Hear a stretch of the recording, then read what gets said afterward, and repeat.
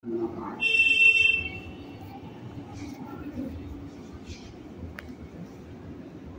بالله من الشيطان الرجيم. بسم الله الرحمن الرحيم. وإذ أخذ ربك من بني آدم من ظهورهم ذريتهم وأشهدهم على أنفسهم ألست بربكم قالوا بلى شهدنا أن تقولوا يوم القيامة إنا كنا عنك غافلين. محترم حضرات، معزز سامعین کرام، حاضرین جلسہ، اللہ تبارک تعالی نے انسان کو جسم اور روح دو چیزوں سے بنایا ہے۔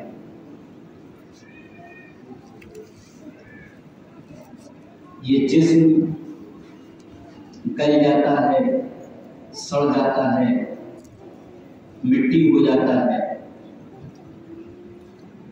ساری تبدیلیاں اس میں ہو جائے گا، لیکن روح اللہ نے ایسی چیز بنائی ہے جو نہ گلتی ہے نہ سڑتی ہے۔ وہ جیسی اللہ نے بنائی ہے ویسی ہی منتقل ہوتی ہے۔ یہ جسم اور روح جب تک جمع رہتے ہیں یہ انسان کہلاتا ہے، عبد الرحمن عبد الرحیم کہلاتا ہے، اور جیسے ہی ان دونوں کا رشتہ ٹوٹتا ہے اس کو مٹی کہا جاتا ہے۔ انسان بیمار ہے، لوگ دیکھنے آ رہے ہیں کہ عبد الرحمن کا کیا حال، اور جیسے ہی بدن سے روح نکلی تو اب کوئی نہیں کہتا ہے کہ عبد الرحمن کا کیا ہے، اس دن مٹی کر جائے۔ صرف ان دونوں کا رشتہ الگ ہوا اور اس کا نام اور اس کی ساری چیزیں فنا۔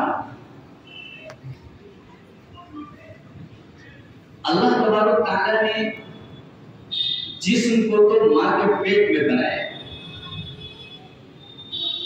لیکن اس روح کو اللہ تبارک تعالی نے آسمانوں کے اوپر پیدا کیا۔ قرآن پاک میں اللہ تبارک تعالی نے ذکر فرمایا، جو میں نے بھی آیت تلاوت، اللہ نے ساری روحوں کو عالم ارواح میں ایک ساتھ پیدا کر، جتنی قیامت تک آنے والی چیزیں تھی سب کو پیدا کر۔ یہ ساری کی ساری روحیں جب وہاں پیدا ہو گئی تو اللہ تبارک تعالیٰ نے ان تمام روحوں سے ایک سوال کیا، الست بربکم، کیا میں نے تم کو پیدا نہیں کیا؟ میں تمہارا رب نہیں؟ تو ساری روحیں خاموش، کوئی جواب نہیں آیا۔ ایک آواز سب سے پہلے آئی، بلا، کیوں نہیں؟ ساری روحیں متوجہ ہوئی، یہ کہنے والا کون؟ یہ جواب کس نے دیا؟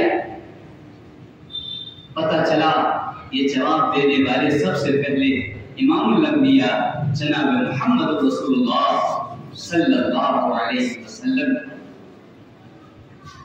جیسے ہی آپ نے جواب دیا تو ساری روحوں نے جو قیامت تک آنے والی تھی سب نے بلا بلا بلا آپ کی امامت کو تسلیم کیا، اور ہر ایک نے آپ کی ہی بات کو دہرایا۔ کیوں نہیں؟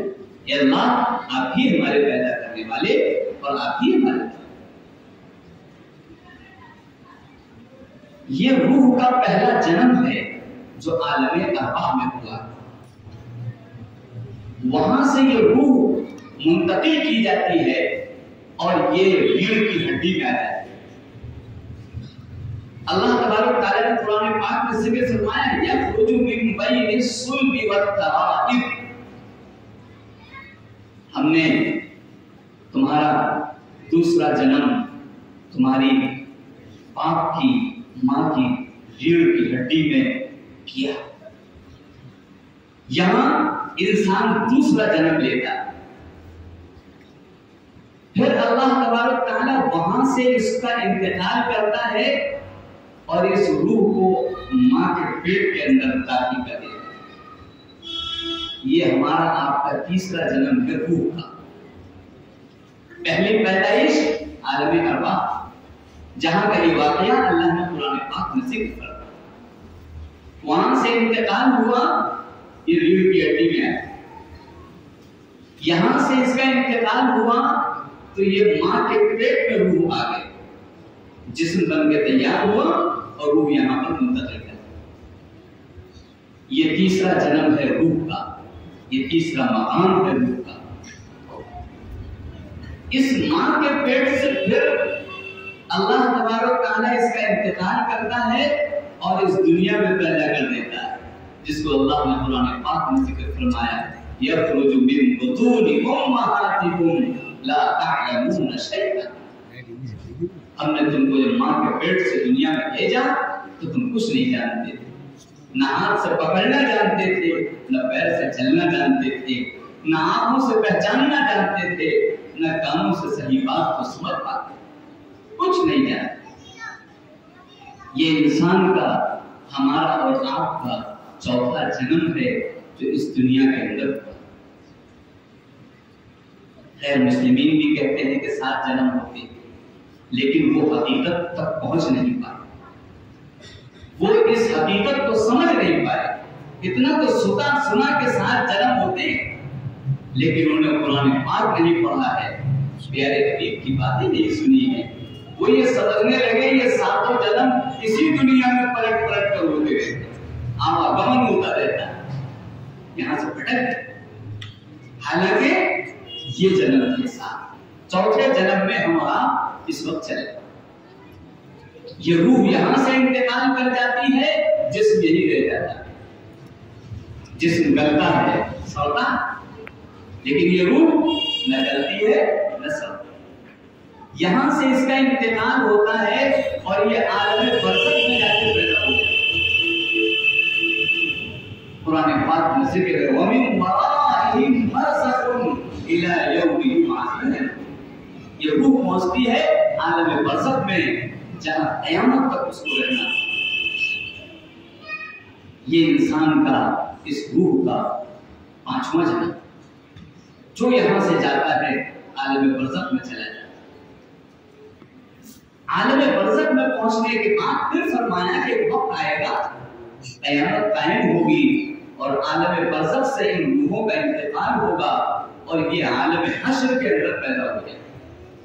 ये हमारा आपका छठा जन्म, आलम हश्र, जिसका कुरान पाक में अल्लाह तआला ने जिक्र किया, कअल्फि सनतिन मिम्मा तअुद्दून मिक़दारुहु अल्फ सनतिन मिम्मा तअुद्दून।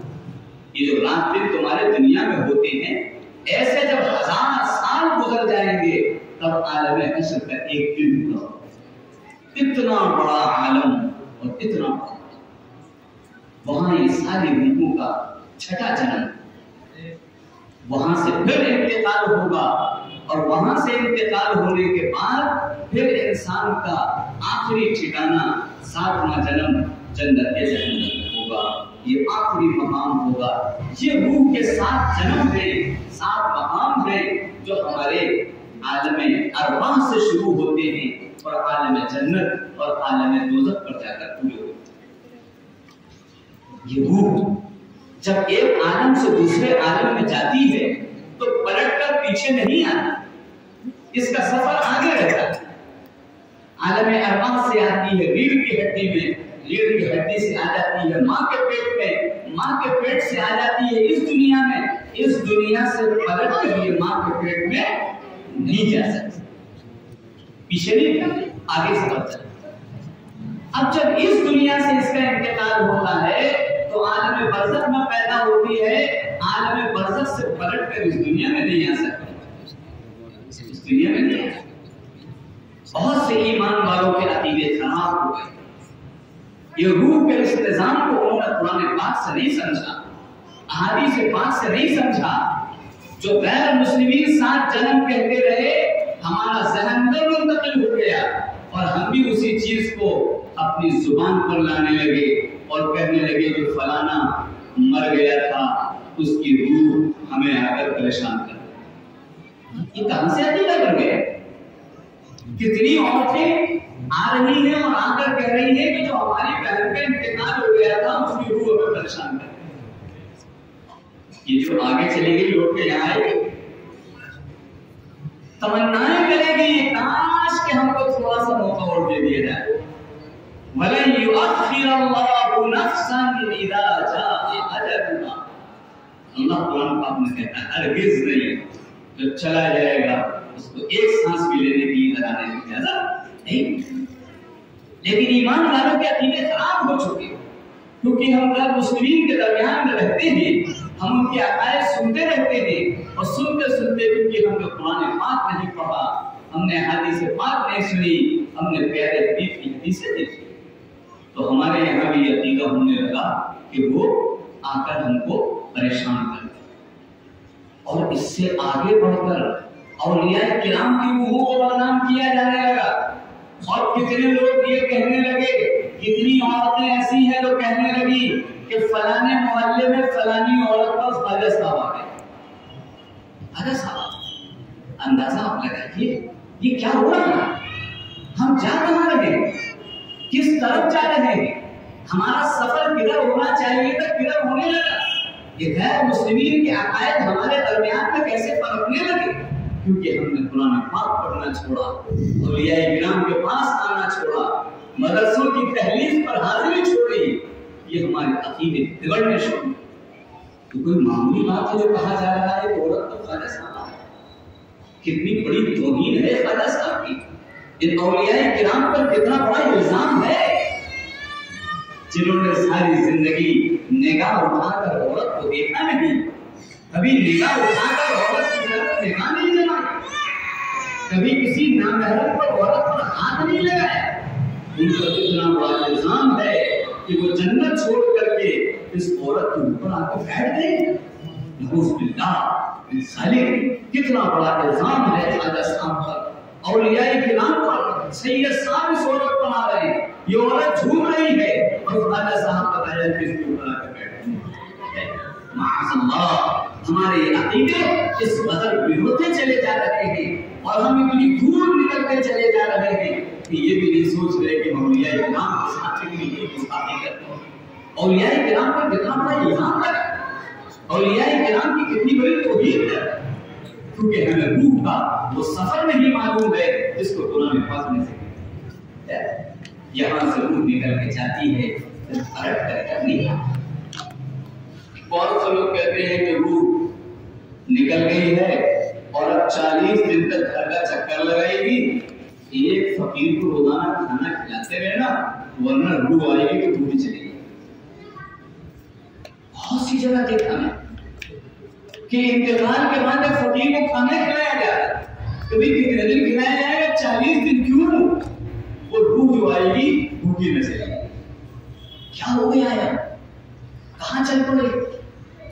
ये मदारिस से दूरी, कुरान पाक से दूरी, औलिया किराम से दूरी, सारे जहान के सरताज इमाम अल-अंबिया जनाब मोहम्मद रसूलुल्लाह सल्लल्लाहु अलैहि वसल्लम की हदीस।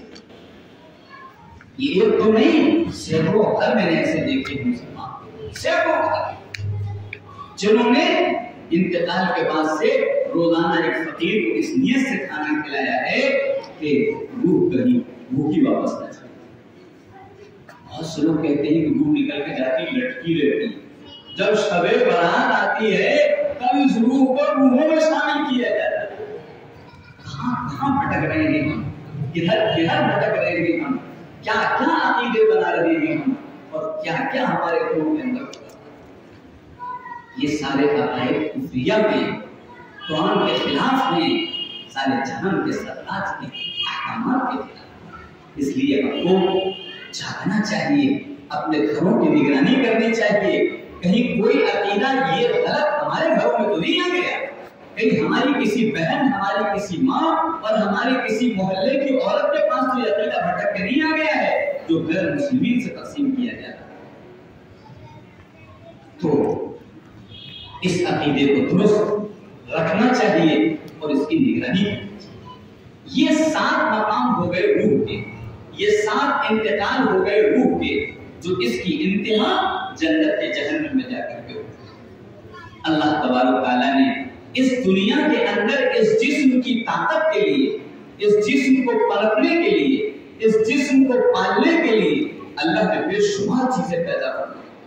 پینے کے لیے پانی ہے، کھانے کے لیے کھانا ہے، ناشتے ہیں، طرح طرح کے پھل ہیں، طرح طرح کی سبزیاں ہیں، طرح طرح کے میوے ہیں، طرح طرح کی چیزیں ہیں اللہ نے پوری دنیا کے اندر رکھی ہیں۔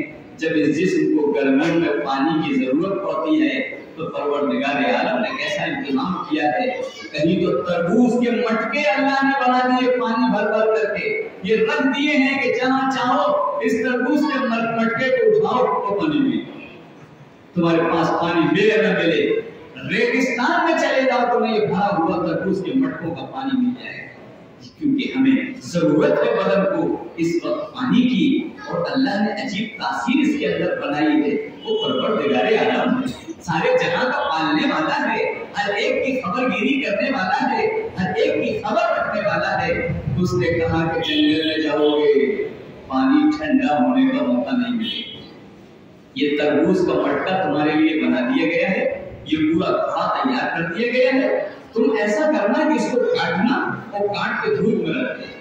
یہ دھوپ ساری چیزوں کو تو گرم کرے گی لیکن آپ کے کٹے ہوئے تربوز کو ٹھنڈا کرے گی، اس لیے کہ تمہارے پینے کا پانی کا انتظام اللہ نے کیا ہے کہ گرم نہیں ہونے پائے۔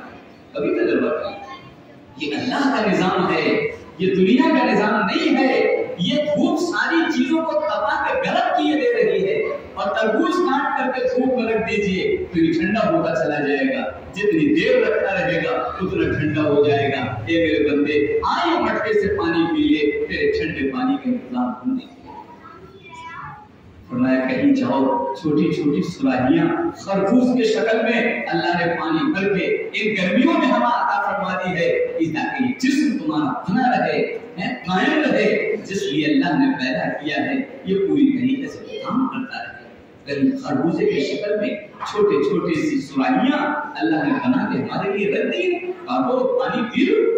کہیں اللہ تبارک تعالیٰ نے کھیرے کی شکل میں چھوٹی چھوٹی بسلری بوتلیں اللہ نے بنا کر رکھ دی ہیں، یہ کھیرا کاٹو اور سارا پانی تمہارے بدن میں پورا ہو جائے گا، اس کے ذریعے سے اپنے بدن کے اندر پانی پہنچا لو۔ کہیں اللہ نے لمبی لمبی بوتلیں ککڑیوں کی پیدا کر دی ہیں، یہ سب پانی سے بھری ہوئی ہیں، یہ تمہارے جسم کو تازگی بخشیں گی اور تمہارے جسم کی تمام ضرورت پورا کرنی پڑ رہی ہے۔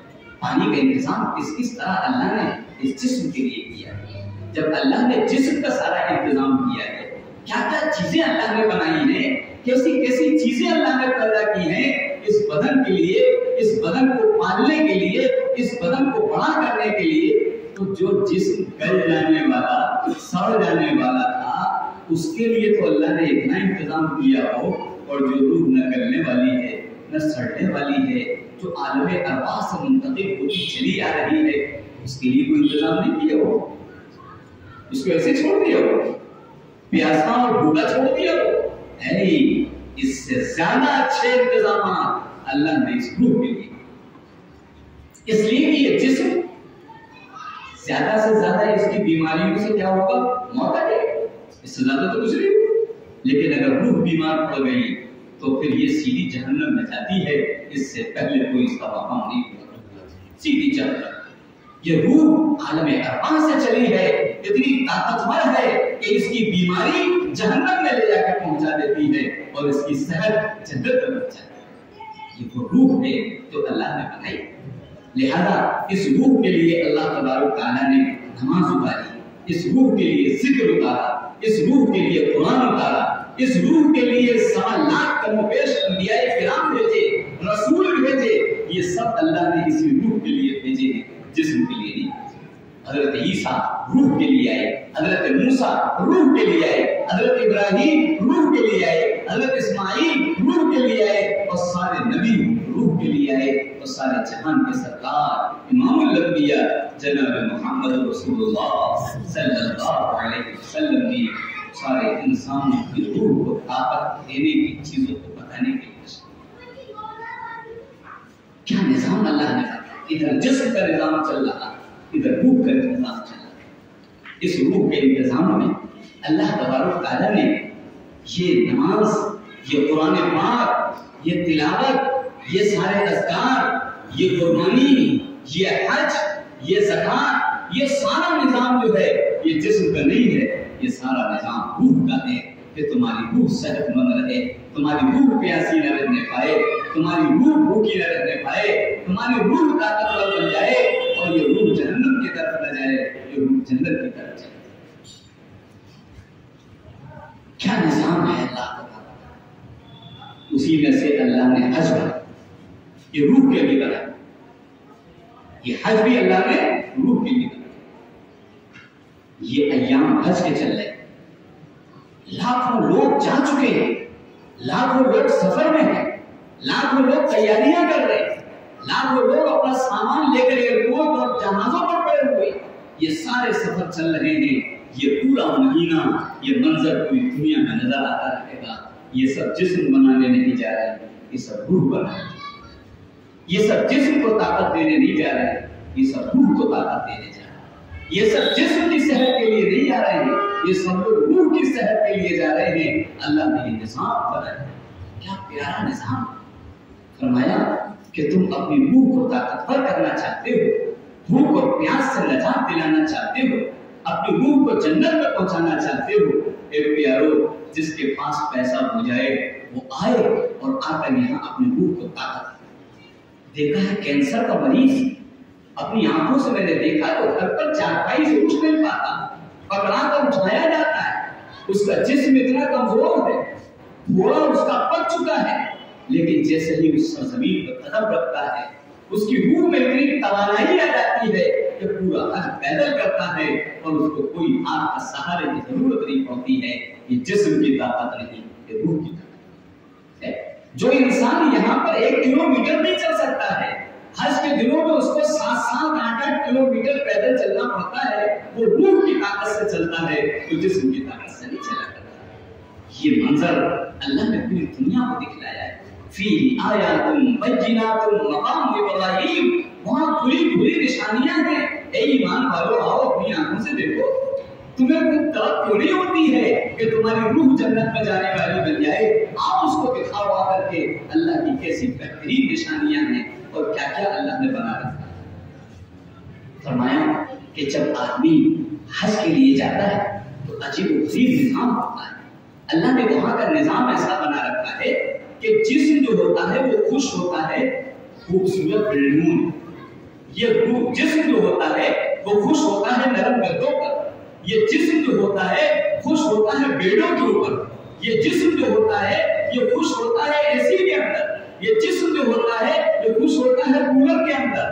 لیکن آؤ ذرا حج کا منظر دیکھو، یہ گدے چھوڑ کر، یہ اے سی چھوڑ کر، یہ سارے آرام چھوڑ کر مزدلفہ کے میدان میں بادشاہ سے لے کے فقیر تک ہر شخص زمین پر پڑا ہوتا ہے، نہ وہاں بیڑ ہوتا ہے، نہ گدا ہوتا ہے، ایک چٹائی ہوتی ہے اور چٹیل میدان ہوتا ہے، اور اس کو ایسا مزہ آتا ہے جو گدوں میں نیند نہیں آتی، وہ وہاں مزے کی نیند اس کو آیا ہے۔ مزدلفہ کا میدان یہ روح کی ترقی کا ذریعہ ہے، روح کو توانائی بخشنے کا ذریعہ ہے۔ پھر تو ذرا آ کر کے دیکھو کیا کیا نشانیاں ہیں۔ انسان ایک گھر بناتا ہے، خود رہتا ہے، بیوی رہتی، کچھ دنوں کے بعد اولاد پیدا ہو جاتی، کہتے ہیں ایک کمرہ اور بنانا چاہیے بیٹے کے، کچھ دنوں کے بعد اور اولاد ہو جاتی کہ ایک کمرہ اور بننا چاہیے بیٹے کے لیے، جگہ کم پڑ جاتی ہے، جگہ کم پڑ جاتی ہے۔ لیکن اللہ نے سب سے پہلا گھر کعبہ بنایا۔ ان اول بیت وضع للناس للذی ببکۃ مبارک، اللہ نے کہا سب سے پہلا گھر ہم نے کعبہ بنایا۔ اس سے پہلے زمین آسمان کے درمیان کوئی گھر نہیں بنا، اور اس وقت سے لے کے آج تک جتنے لوگ بھی آ رہے ہیں کسی کے لیے وہاں جگہ کم نہیں پڑ رہی۔ جب 1 لاکھ لوگ حج کرتے تھے وہ بھی اسی کعبہ کے چاروں طرف چکر لگا لیتے تھے، اب 40 لاکھ لوگ جا رہے ہیں وہ بھی اسی کعبہ کے چاروں طرف چکر لگا لے رہے ہیں، اور جب 1 کروڑ لوگ پہنچیں گے تو وہ بھی اسی کعبہ کے چاروں طرف چکر لگا لیں گے۔ کوئی شخص یہ نہیں کہہ سکتا کہ یہ چکر لگانے کی جگہ ہے۔ اللہ کی نشانیاں کہ تمہاری روح کو طاقت دینے کے لیے، تمہاری روح کو پروان چڑھانے کے لیے تمہاری روح کو اللہ سے ملانے کے لیے، تمہاری روح کو جنت تک پہنچانے کے لیے اللہ نے یہ ساری چیزیں بتائی۔ اور دیکھو اگر فرمایا کہ قرآن پاک میں مکہ کو ام القری کہا، بستیوں کی ماں، جو پوری بستیاں اللہ نے ساری دنیا میں بنائی ہیں، ان سب کی ماں مکہ المکرمہ۔ ماں کا مطلب کیا ہوتا ہے؟ یہ چھوٹا سا پیڑ دیکھنے میں لگتا ہے اس میں کوئی جگہ نہیں، لیکن جب اللہ اولاد دینا چاہتا ہے اس بیٹے کو اسی پیٹ میں جگہ ملتی ہے۔ 1 کلو کا ہو اس کو بھی جگہ، 2 کلو کا ہو اس کی بھی جگہ، 3 کلو کا ہو اس کی بھی جگہ، 4 کلو کا ہو اس کی بھی جگہ، 2 بچے ہوں اس کی بھی جگہ، 3 بچے ہوں اس کی بھی جگہ۔ اسی جگہ پر اللہ سارے نظام کو ترتیب دے دیتا ہے اور وہی اس کو رہنے کی جگہ بچوں کو مل جاتی ہے، چاہے چھوٹی ہو چاہے کتنی بھی وزن پہ ہو جائیں، اللہ کے لیے وہاں پر جگہ کم نہیں پڑتی۔